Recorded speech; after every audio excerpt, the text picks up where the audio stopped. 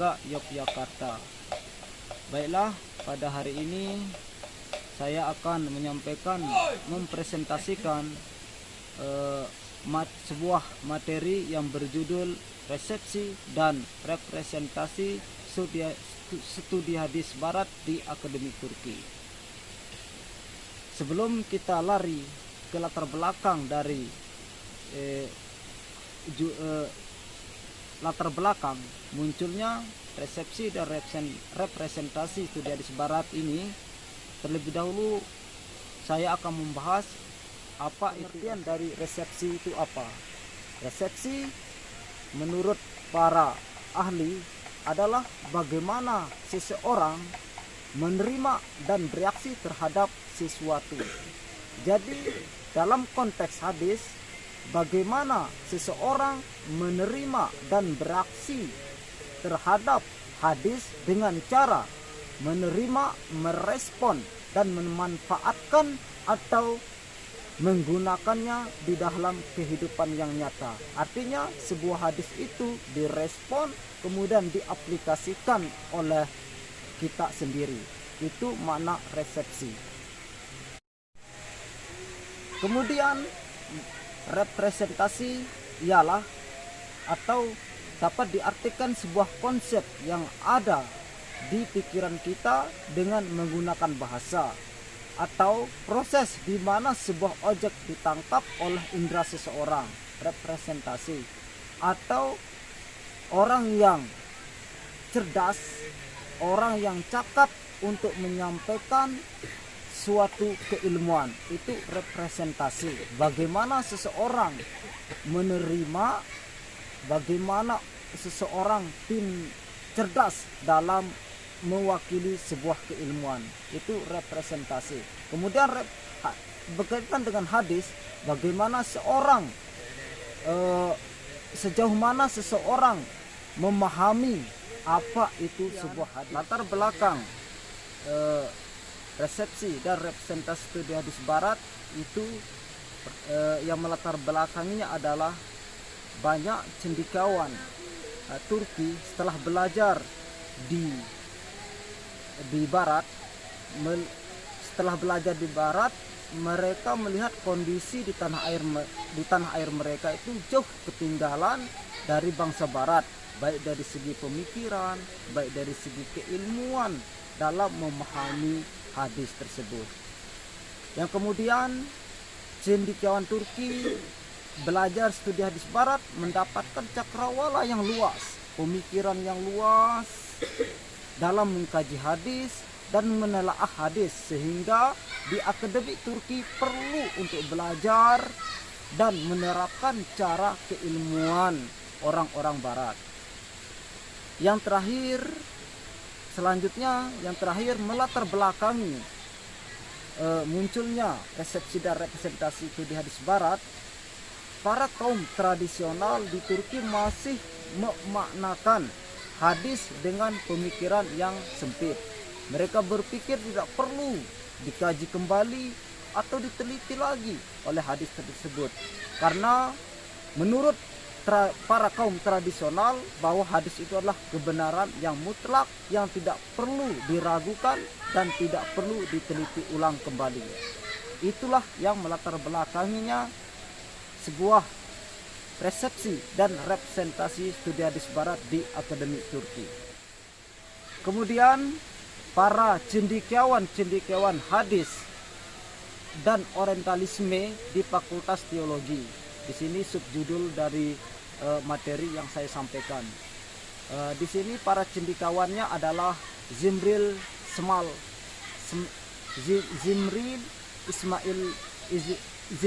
Ismail Haq. Beliau adalah salah satu pengajar kursus di salah satu fakultas di Akademi Turki. Di sini beliau ini mengembangkan studi hadis di Akademi Turki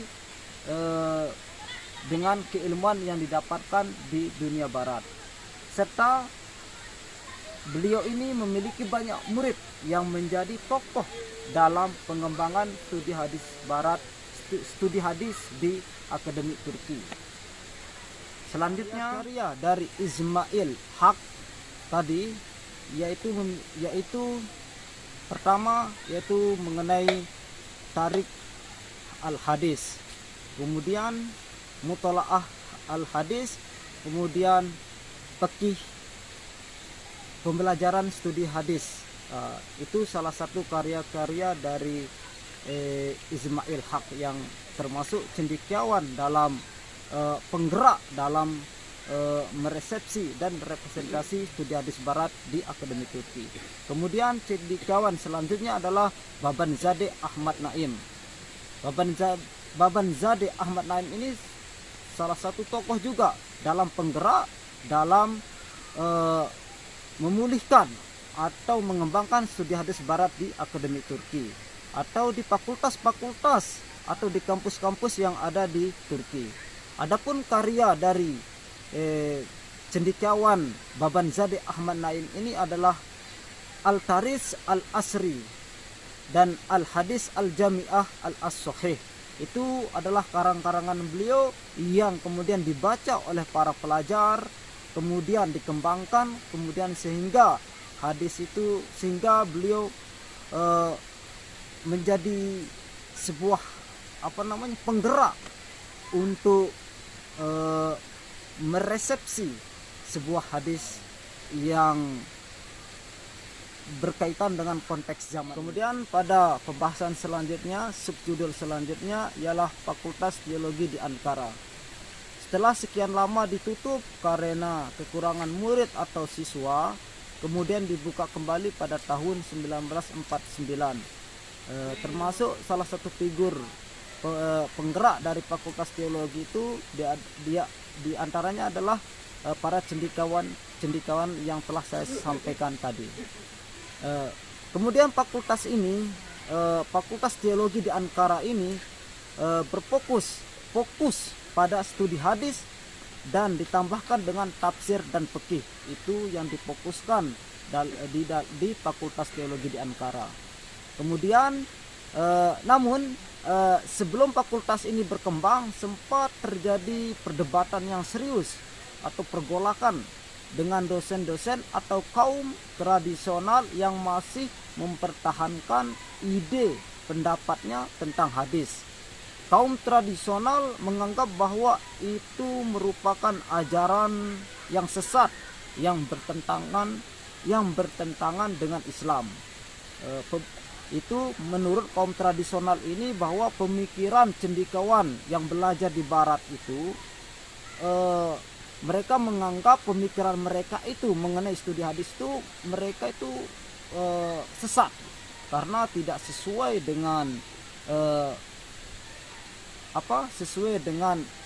pelajaran atau sesuai dengan yang diajarkan oleh orang Islam. Di Fakultas Teologi di Ankara tadi para cendekiawan memasukkan studi hadis menjadi kurikulum nasional. Itu modern. Ini pemikiran para cendekiawan yang modern. Yang setelah belajar studi hadis di barat. Mereka memadukan pemikiran barat mengenai hadis dengan keadaan yang ada di Turki. Kemudian mengkaji kembali beberapa hadis yang tidak sesuai dengan keadaan zaman atau perkembangan di era modern ini.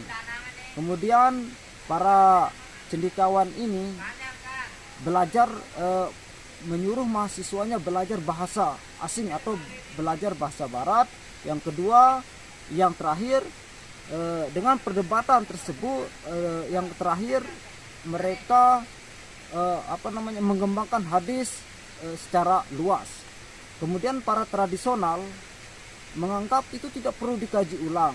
Pemikiran barat merupakan pemikiran yang sesat.